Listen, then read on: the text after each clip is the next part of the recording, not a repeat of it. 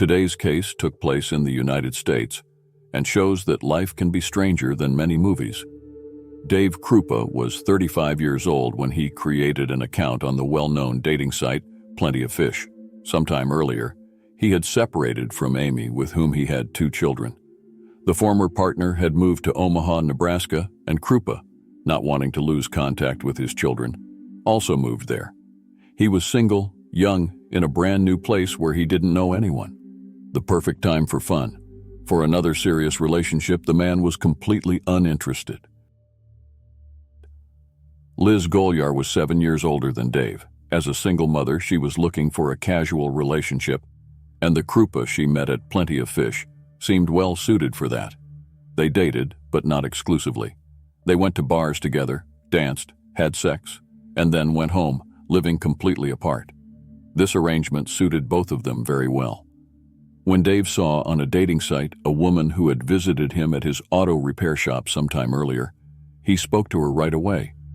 With Liz, they had not promised each other anything, and the beautiful Cari Farver made a great impression on him. They enjoyed spending time with each other. Farver immediately announced that she only cared about a casual relationship, and Kroupa couldn't have been happier about it.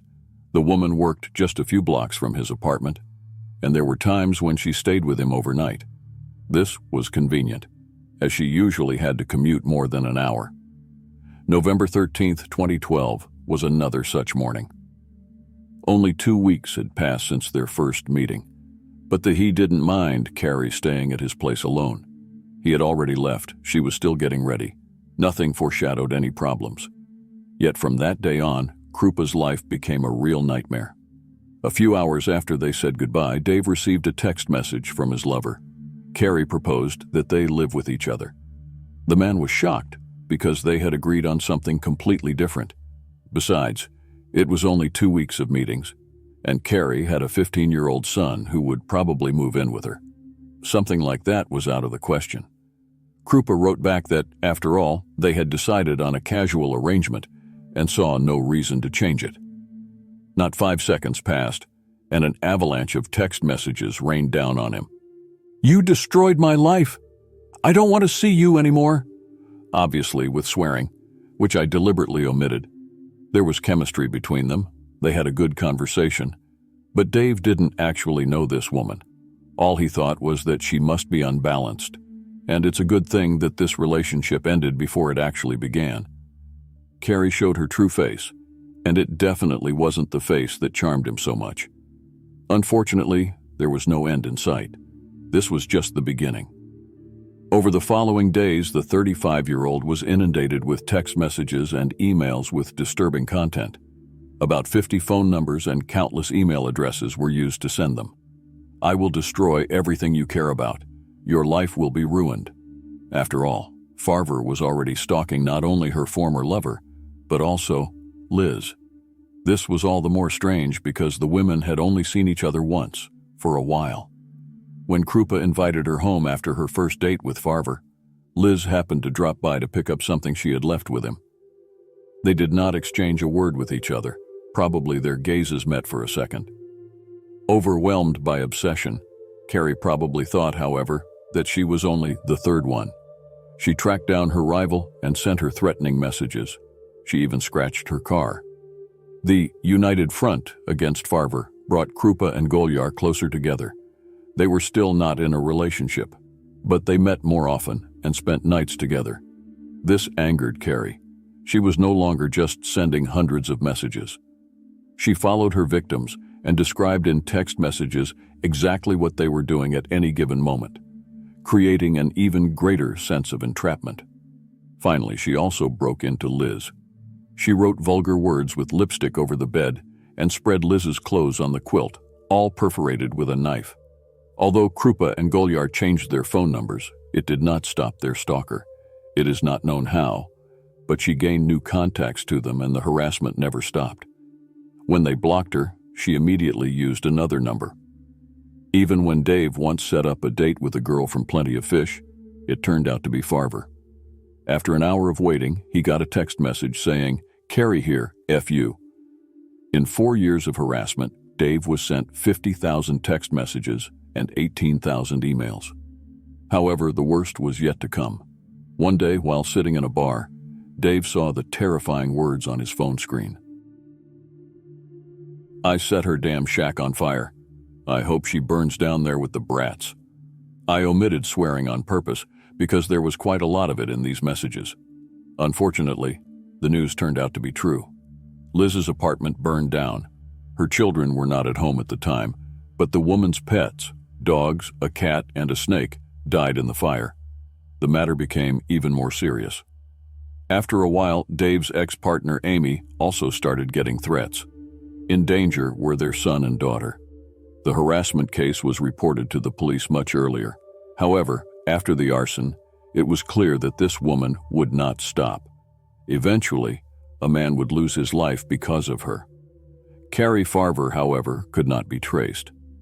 The last one to see her was Dave on the morning of November 13th, 2012. Then she vanished into thin air. It turned out, moreover, that Cari's mother had reported her missing. Cari wrote on Facebook to her mother that she had found a job in another state and needed to be alone for the time being. She was supposed to come for her son Max in some time. However, months passed, and nothing like that happened. Police took a missing persons report, but when it came to light that Cari was suffering from bipolar disorder and had not taken her medication with her, the investigation was treated lightly. Bipolar patients in mania often make sudden, irrational decisions, get into trouble, sometimes leave their loved ones behind. So everything fit the theory that a woman in a manic state had simply lost control of herself. In addition, she was known to be in constant contact via text messages and emails, and investigators assumed that she was all right. 2.5 years passed, and Cari Farver still remained elusive. She was sought for arson, harassment, and vandalism, but all that was found was her car, left in a parking lot near Dave's apartment, sadly with almost no tracks. The breakthrough came only when the case was taken up by new police officers in 2015. Jim Doty and Ryan Avis were sure that something had been missed in the story. They themselves asked to be assigned to this dead investigation. It was a relatively small Pottawatomie County Sheriff's Office, but Doty and Avis approached their work like top detectives. After digging through tons of documentation, they determined that Cari Farver was probably dead. She had disappeared, taking no car, no clothes, no medicines. Only 2 transactions appeared on her bank account a few days after her disappearance. After that, nothing. Investigators' suspicions were confirmed by Farver's son Max. From the beginning, he did not believe that his mother had contacted him through Facebook. So he asked her a few questions, ones that only she could know the answer to, with no response. And later, when he was about to graduate, he asked his mother to come to the graduation ceremony, which was extremely important to him. Of course, she didn't show up. It became clear fairly quickly that Cari Farver was dead, and her identity had been stolen by someone who had been tormenting Dave, Liz, and Amy. In this investigation, however, there was nothing to grab onto. First, it was necessary to discover who was really behind the threats and arson. But the person impersonating Cari was effectively covering their tracks by using a VPN, a proxy, and using Wi-Fi in public places. Fortunately, the police were assisted by a volunteer technology expert who wasn't about to let go. Being on the autism spectrum, Tony Cava fully dedicated himself to the case. He wrote a program that managed to pinpoint the most likely IP address of the perpetrator and the address assigned to him. The problem was that one of his employees was registered there.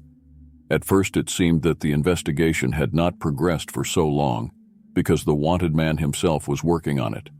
However, when the man was asked if anyone else might have had access to his computer and Wi-Fi network, it turned out that there was indeed such a person. The partner, with whom they parted and reunited on a fairly regular basis, had been living with him since her house was set on fire. Such a twist no one expected. It sounded downright unbelievable. Everything pointed to the fact that Liz Golyar murdered Cari Farver, just because she saw her once with Dave, and then she impersonated her and burned down her own house, slaughtering her beloved pets. The whole operation took Liz about 50 hours a week. The woman must have been completely insane. At that time, Dave lived with his children and their mother for their safety. Fearing for their lives, he even bought a gun.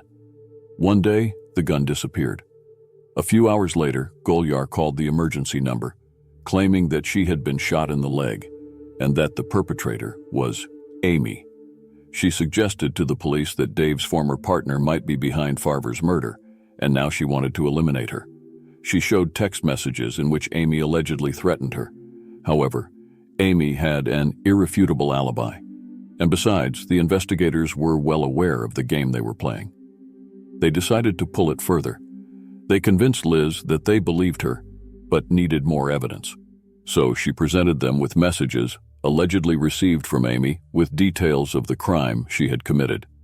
However, she sent them to herself. The nail in the coffin was a memory card left in the tablet from her phone, containing photos used later in court. One showed Farver's car on the day before it was found. On another, however, was a human foot with dark red veins indicating the so-called reticular bruising that follows death. There was a small tattoo with a Chinese symbol on it, exactly the kind Cari Farver had. Although the body was never found, Golyar was convicted of murder and arson.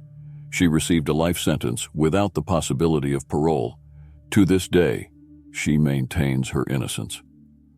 Until then, every time I heard Cari's name, it made me vomit. Later, I learned that not only was she not at all guilty, but she was also murdered. And Liz, the person who had been so supportive to me, was responsible for this? I still can't digest it, Kroupa recounted. The team working on this shocking case admits that their approach changed after they met Farver's mother. Not only did she suffer, unable to understand what had happened to Cari, but she had to watch her daughter's name being slandered. After all, for years it seemed that Cari had gone mad and, in her obsession, was ready to kill. Solving the mystery has brought Farver's mother some relief. She says that the police officers investigating the case saved her mental health and will forever remain her boys. She is immensely grateful to them. For us detectives, it's a victory, because we have the perpetrator behind bars. But at the same time, we had to tell the mother that her daughter had been murdered.